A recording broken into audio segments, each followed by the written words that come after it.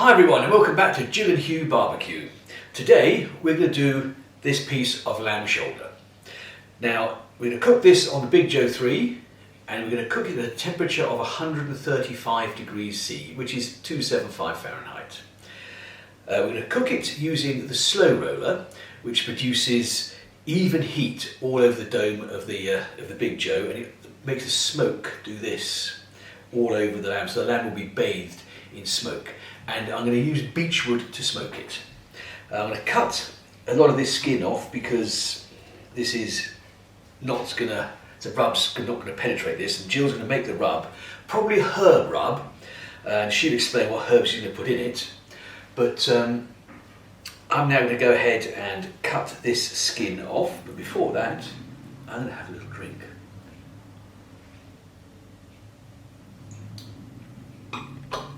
So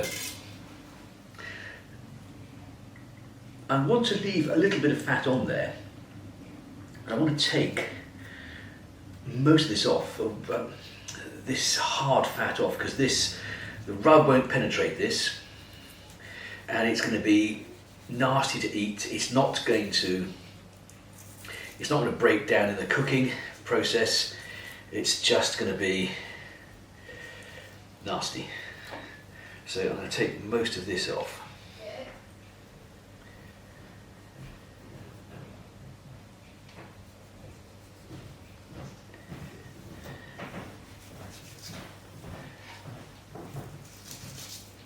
And I'm also going to take off the silver skin, because again, it's not going to break down in the cooking, and it's not going to allow the rub to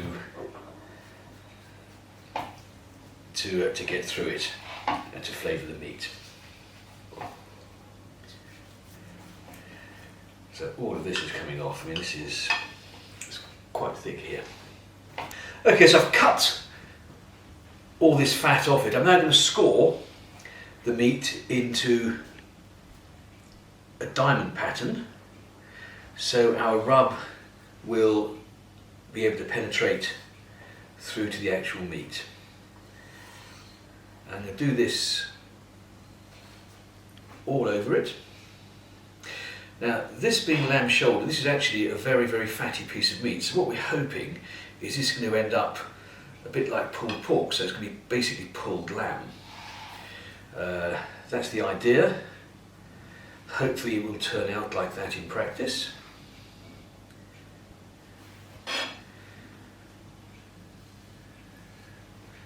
Right, so I'm not clearly very good at scoring this in the diamond pattern, but that's that.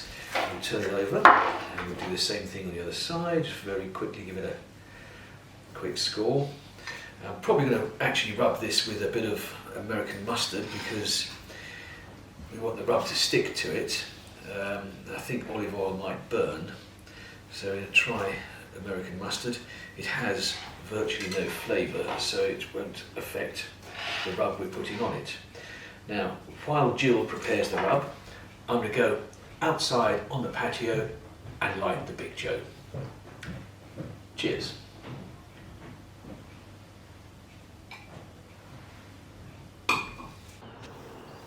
So, while Jill is inside preparing the rub for our lamb, I'm out here on the patio and I'm going to prepare the Big Joe for lighting.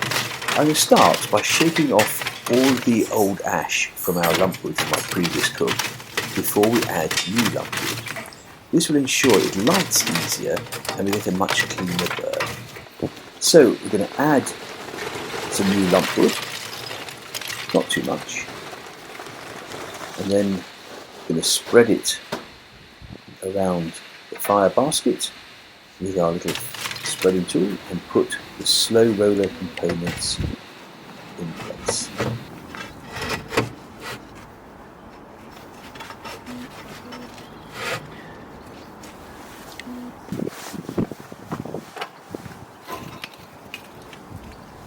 And here's the beechwood that we're going to smoke our lamb with.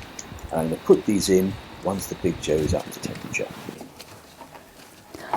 Hi, so I've just put a thin coat of olive oil over this piece of meat for the rub that I'm about to put on to adhere to it. Contrary to Hugh saying at the beginning we were going to use mustard, I decided at the last minute to use olive oil because I think it goes with the flavour profile more of what we're trying to do. We had a couple of options, which was to either go down the kind of Middle Eastern route and do maybe a wet rub with harissa, za'atar and some lemon, olive oil, that sort of thing, or the Mediterranean route with just more like dried herbs, which is actually what we've decided to do. So in here I've got a tablespoon of ground black pepper and a tablespoon of kosher salt.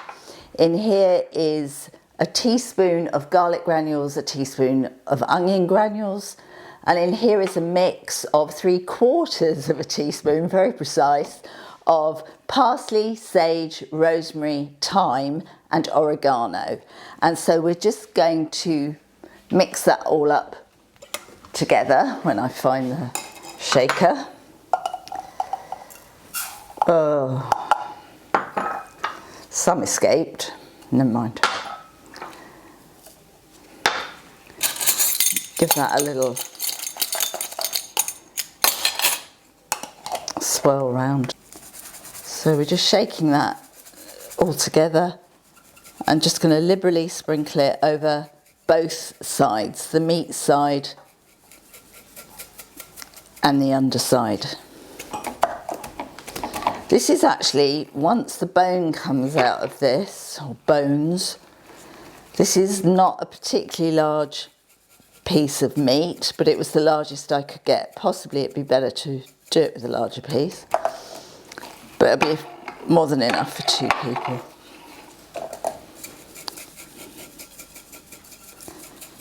Right, so that's done. It's ready to go on the Big Joe.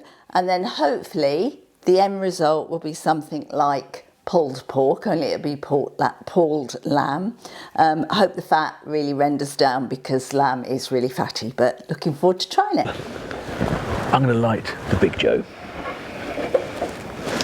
Now I've got 4 firelighters in here, so I'm going to start my blowtorch and light the firelighters. I always put the firelighters in the ashtray because I like the fire to start at the bottom so everything gets hot. So that's in there. I've got the draft door wide open. I'm going to leave the lid open for at least 10 minutes for it to get going, and then once it's going I'm going to put my beechwood in there to produce the smoke. Right, Jill's put a rub on the lamb. The Big Joe is currently coming out outside the patio, coming up to temperature. I've put a probe in the meat and I've tried to get it right in the middle of the meat so it's not touching any bones, and as soon as the Big Joe comes up to temperature, it's going on. Okay, the Big Joe is up to temperature, so now I'm going to open it, burp it, and if we have a look in here, we can see that's glowing nicely. So I'm now going to put my smoking wood in there. And here's my chunks of beech. So I'm just going to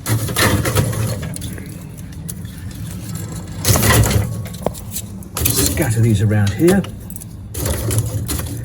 I'm going to put the top of the slow roller on.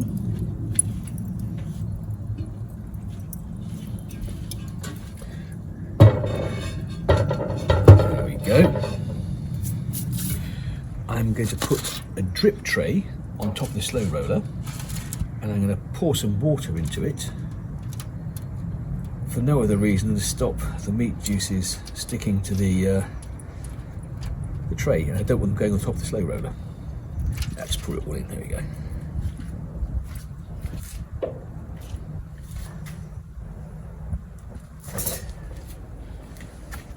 You can see the smoke is rolling already. I'm putting the grill grate in on the second level down. I'll come back to that one.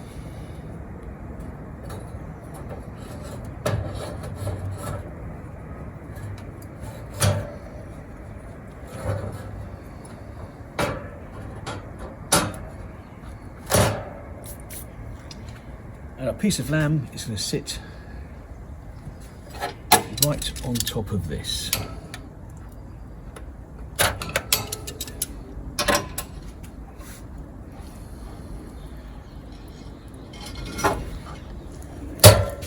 I'll turn it around that way so the probe has the shortest way out. Close the lid.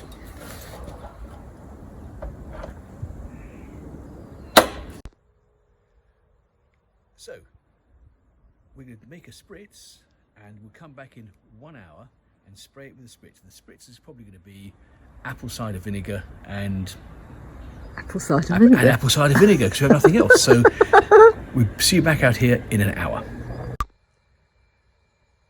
As you can see, the beechwood is producing a fair bit of smoke. Now that should be bathing our piece of lamb, and it will pick up smoke for at least the first 2 to 3 hours. So, Q is just about to go and wrap the lamb before it has its last hour of cooking, and so we're going to take that opportunity to put some vegetables and potatoes in with it to cook for the last hour, and then for the vegetables and potatoes to continue for a while the lamb is resting.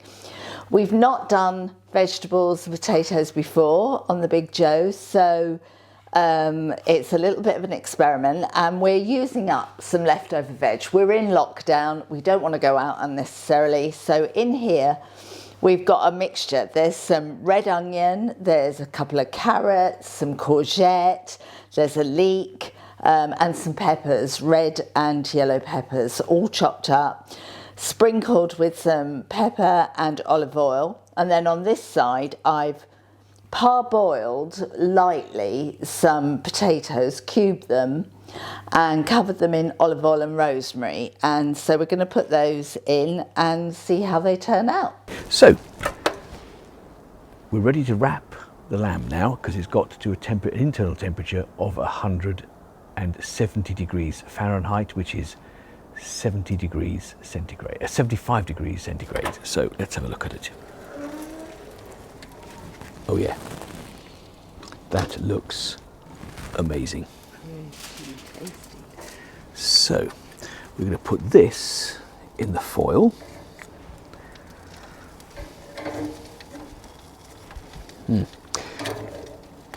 If we can get it, there we go. This is going to go into the foil, and I'm going to double wrap this. I'm going to leave the probe in it so we can keep monitoring the temperature.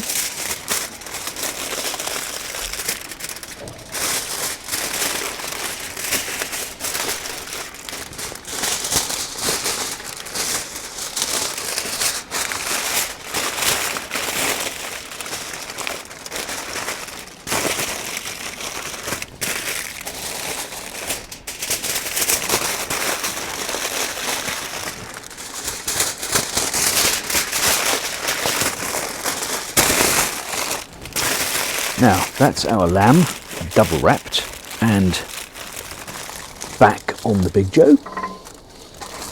Let's just move the probe wire. There we go. That's wrapped. And now we're going to put on Jill's vegetables. So this will have another hour. This will probably have another 2 hours, and we'll see what happens.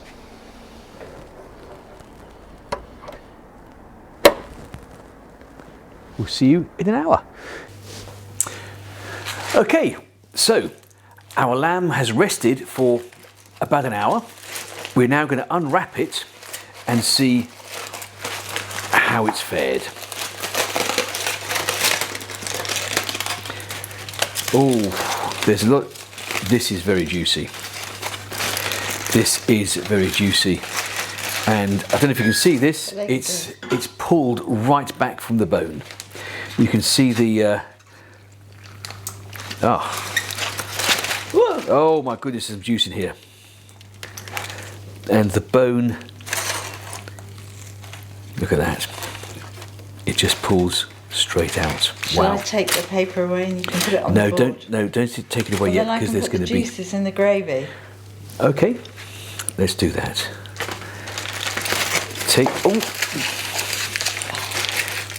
Okay, that can go, yeah.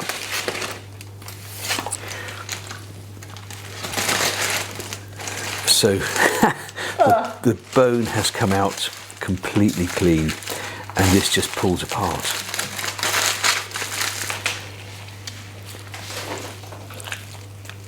Look at this. You can see the smoke ring. Oh, it's hot. Yeah. It's really hot.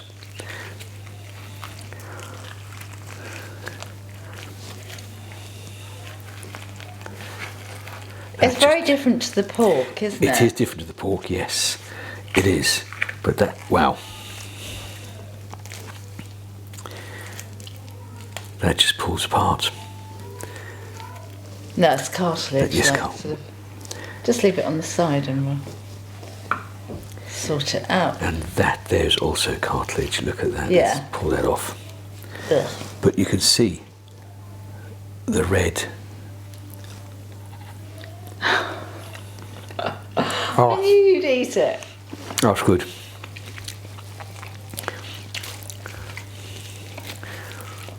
This is pulling. Oh, it's so soft. It is so soft, and this is cooked. This is cooked for 5 hours. It's hot. It's really picked up smoke. Has it? Yeah. Well, we can plate that and I need to try a bit more.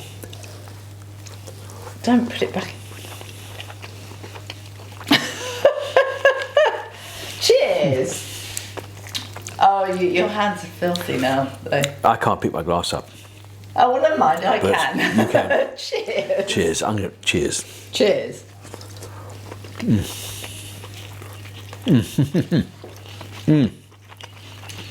Okay, let's get it plated and let's eat. Okay. While Jill does that, I'm just going to continue to pull this apart, and look, it just, you can look at the smoke ring. Look at the smoke ring. This is so soft. It's unbelievable.